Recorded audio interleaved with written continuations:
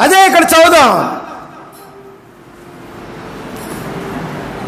యోహాను 5వ అధ్యాయము 25వ వచనము. నా మాట విని నన్ను పంపిన వారి యందు విశ్వాసముంచేవాడు నిత్య జీవము కలవాడై ఉన్నాడు. వాడు తీర్పులోనికి రాక మరణములో నుండి జీవములోనికి దాటి ఉన్నాడని మీతో నిశ్చయముగా చెప్పుచున్నాను. హల్లెలూయా, ప్రైజ్ ది లార్డ్.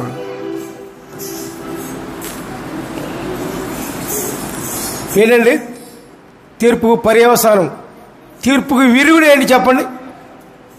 మానవులందరూ కూడా తీర్పుకు లోనైన వాళ్ళే, అవునా కాదా? మానవులందరూ కూడా దేవుని మాట విన్న వాళ్ళు ఎవరు లేరండి, తీర్పుకు లోనైన వాళ్ళే. వాళ్ళు తీర్పు నుండి మనం దాటిపోవాలి, తీర్పు నుంచి మనం తప్పించుకోవాలి.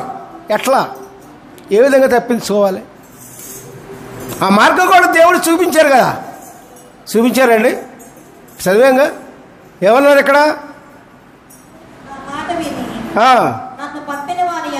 నన్ను పంపిన వారి యందు విశ్వాసముంచువాడు నిత్య జీవము కలవాడై ఉన్నాడు. వాడు తీర్పులోనికి రాక మరణంలో నుండి జీవములోనికి దాటి ఉన్నాడని మీతో నిశ్చయముగా చెప్పుచున్నాను. హల్లెలూయా, ప్రైజ్ ది లార్డ్. ఎవరినందు విశ్వాసం ఉంచాలి? ప్రభునందు విశ్వాసం ఉంచినప్పుడు మనం తీర్పులోకి రావు, జీవంలోనికి వెళ్ళాం, నిత్య జీవంలోనికి వెళ్ళాం. యేసు ప్రభువును విశ్వసించిన వారికి తీర్పులో ఉన్నాడు. యేసు ప్రభువును విశ్వసింపని వారు తీర్పులోనే ఉన్నారు. మానవుల మంచితనం ఎందుకు పనికిరాదు? మానవుల యొక్క మంచితనము ఎందుకు పనికిరాదు?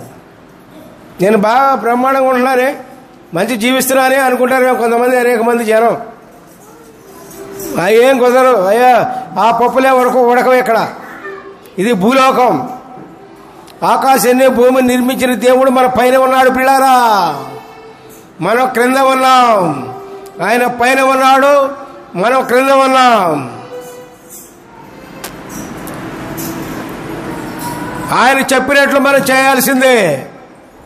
ఆయన మన సృష్టికర్త, ప్రపంచాన్ని సృష్టించిన సృష్టికర్త ప్రియులారా. దేవుణ్ణి గుర్తు చేసుకోకపోతే, ప్రభువుని గుర్తు చేసుకోకపోతే, సృష్టికర్తను గుర్తు చేసుకోకపోతే ప్రియులారా చివరికి విపత్తులు తప్పవు. దేవునికి స్తోత్రం, హల్లెలూయా, ప్రైజ్ ది లార్డ్.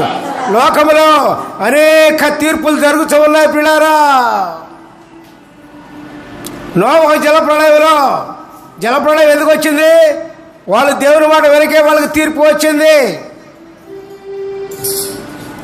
లోతు దినములలో పట్టణం అంతా కూడా అగ్ని గంధకముల చేత కాల్చబడింది. ఎందుకని? కారణం ఏంటి? దేవుని మాట వెనకే అగ్ని గంధకముల చేత కాల్చబడింది. దేవుడు కీడు చేయడు, ఎప్పుడు మేలే చేస్తాడు ఆయన, ఎప్పుడు మేలే చేస్తాడు ఆయన. ఈ తీర్పులు ఎందుకు వస్తాయి? కష్టాలు ఎందుకు వస్తాయి? నష్టాలు ఎందుకు వస్తాయి? మనం చేసిన ఫలితమే దానికి కారణం. మనం చేసిన కార్యములకే, మంచి కానీ చెడు కానీ ఆ ఫలితం మనం అనుభవిస్తాం. దేవునికి ఏదో అనుభవం లేదు ప్రియులారా. అదే మనం యేసుని తెలుసుకున్నప్పుడు మన జీవితం మార్చబడుతుంది. దేవునికి స్తోత్రం, హల్లెలూయా, ప్రైజ్ ది లార్డ్.